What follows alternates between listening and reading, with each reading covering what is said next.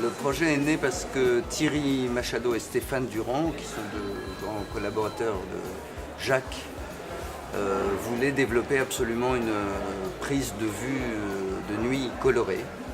Et donc on a lancé ce projet en 2011, ça fait maintenant 2 ans, avec beaucoup de recherches sur la technologie de la haute sensibilité et de la nuit en couleur dans le monde animalier, qui est une grande porte ouverte. D'abord, c'est effectivement aussi une rencontre avec Jacques Perrin. C'est quelque chose de très important pour nous, producteurs, de pouvoir collaborer avec cette personne qui est pour nous un héros d'exigence et de qualité dans ce domaine-là. Donc d'abord, c'est un grand honneur pour nous. Et puis ensuite, on a donc décidé France Télévisions est montée, France 2, pour faire un grand programme prime time sur ce projet, et nous avons donc décidé avec Jacques de prospecter le marché international nécessaire à ces grosses productions.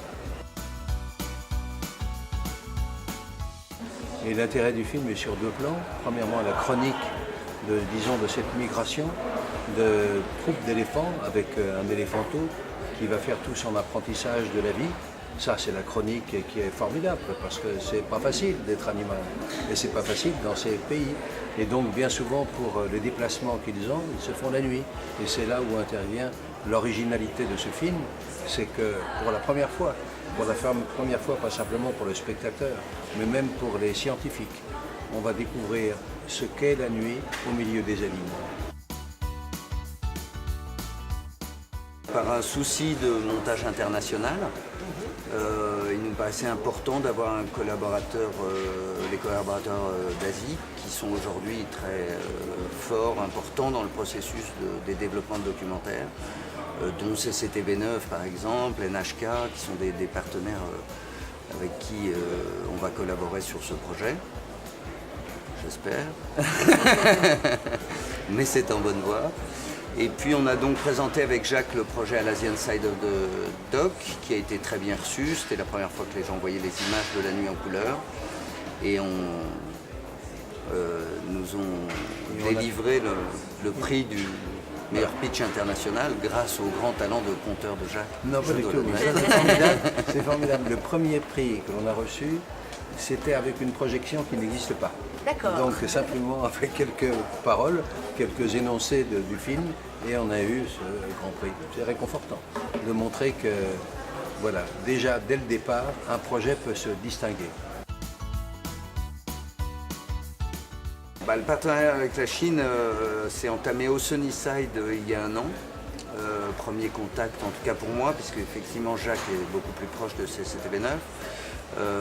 Nous avons entamé les discussions, on a montré les premiers résultats à Chengdu, et aujourd'hui on espère à ce Sunnyside pouvoir formaliser justement cet accord. Les relations sont très bonnes et très prometteuses. Et nous sommes extrêmement heureux de participer à ce Sunnyside, parce que c'est vraiment une réunion et une manifestation qui soutient formidablement les projets. Le Sunnyside, il existe en France, à La Rochelle, il existe à Chengdu, il a existé à Pékin, il existe aussi au Japon. Et ça, c'est une forme d'accompagnement pour les petits producteurs et les cinéastes de cette chose, du documentaire de création. Et c'était vraiment indispensable. Et donc, Yves Janot a réussi son œuvre. Essayons de réussir la nôtre à l'intérieur de son entreprise.